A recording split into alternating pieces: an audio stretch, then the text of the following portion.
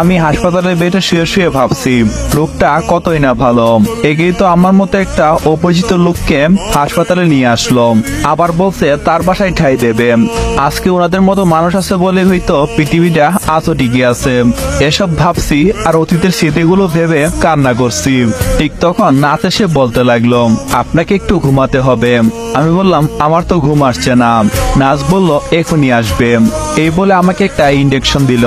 কিছু সেকেন্ড পর যেন মনে হচ্ছে দুনিয়াটা আবারও অন্ধকার হয়ে গেল। হ্যাঁ, আমি হারিয়ে গেছি ঘুমের তলদেশে। প্রায় 1 থেকে 2 ঘন্টা পর আমার চোখ খুলল। দেখলাম আঙ্কেল আমার পাশে বসে আছে আর কার সাথে যেন কথা বলছে। আমার চোখ খোলা দেখে বলতে লাগলো, বাবা তোমার এখন কেমন লাগছে? আমি বললাম আগের তুলনায় অনেকটাই ভালো আঙ্কেল। তখন লোকটা নাচকে উদ্দেশ্য করে বলতে লাগলো, ডাক্তার সাহেবকে ডাকেন, আমি ওনার সাথে কথা বলতে চাই। কিছুক্ষণের মধ্যেই ডাক্তার সেখানে উপস্থিত হলো।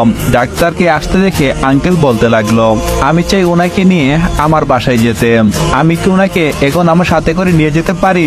ডাক্তার বলল, হ্যাঁ অবশ্যই নিয়ে যেতে পারেন। আপনার ছেলেকে আপনি নিয়ে যাবেন না, তাহলে কে নিয়ে যাবে? তার কথা অনুযায়ী আমি বুঝতে পারলাম লোকটা আমাকে তার ছেলে হিসেবে পরিচিত দিয়েছে, কিন্তু ডাক্তারের সামনে উনি বলতে। যদি ডাক্তার কোনো কিছু বুঝতে পারতো তাহলে তো শেষ। পুলিশ কেস, আবারও নানান ঝামেলা। থাক, ডাক্তার এত কিছু মনে নেয়নি। কিন্তু হঠাৎ আমার গলায় হাত পড়তেই আমি লক্ষ্য করলাম আমার রকেটটা নেই। এ কি, আমার এত বছরের স্মৃতি কোথায় হারিয়ে গেল? জন্মদিনে বাবা আর মা আমাকে এটা গিফট করেছিল। এটার মধ্যে আমাদের গ্রুপ ফটো ছিল। আমি এদিক ওদিক খুঁজতে লাগলাম, যেন পাগল হয়ে যাচ্ছি কোথায় রেখেছি। তখন লোকটা আমার সামনে একটা রকেট ধরে বলল, তুমি কি এটা খুঁজছো? আমি বললাম হ্যাঁ, এটাই আমি খুঁজছি। ওনার হাত থেকে এইটা নিয়ে আমার বুকের মাঝে শক্ত করে জড়িয়ে ধরে কাঁদতে লাগলাম আর বলতে লাগলাম, আমি তোমাদেরকে হারাতে চাই না, আমি তোমাদেরকে আমার সাথে করে রাখতে চাই, সারাটা জীবন এই বুকের ভিতরে আগলে রাখতে চাই। এসব বলছি আর কান্না করছি। লোকটা মনে মনে বলতে লাগলো, যদি এই রকেটটা আমি না পেতাম তাহলে স্বামী তোমাকে যে আমি চিনতে পারতাম না। কতই না খোঁজ করলাম তোমার, কিন্তু কোথায় তোমার সন্ধান পেলাম না। আজকে এই রকেটটার কারণে আমি তোমাকে চিনতে পেরেছি। তুমি যে আমার ভাইয়ের ছেলে, আশরাফের একমাত্র ছেলে তুমি। আরেকজন আছে, কিন্তু সে তো ছেলে নাম, সে তো খুনি আর একজন নাটকবাজ, যার কারণে তুমি বিনা অপরাধে 10টা বছর জেল খাটলে। এমন কোনো পুলিশের ফাঁড়ি নেই যে আমি চেক করিনি। কিন্তু আমার কি নিয়তি দেখো, কোথাও তোমাকে পাইনি। আমি আঙ্কেলকে বলতে লাগলাম, আঙ্কেল আপনি কি বিড়বিড় করছেন?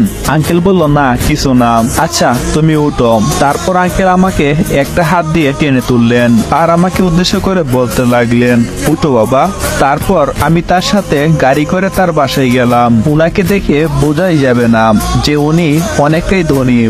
মনে হয় রাজপ্রাসাদের মধ্যে আমি যাচ্ছি। চারিপাশে অনেক সুন্দর ফুল গাছ লাগানো। একটা ফুল আমার খুব পছন্দ হলো।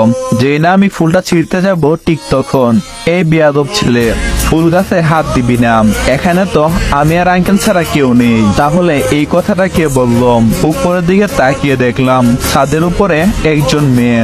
চুলগুলো অনেকটাই সুন্দর আর অনেকটাই বড়, কোমর অব্দি পৌঁছেছে। চোখ দুটো মায়াবী।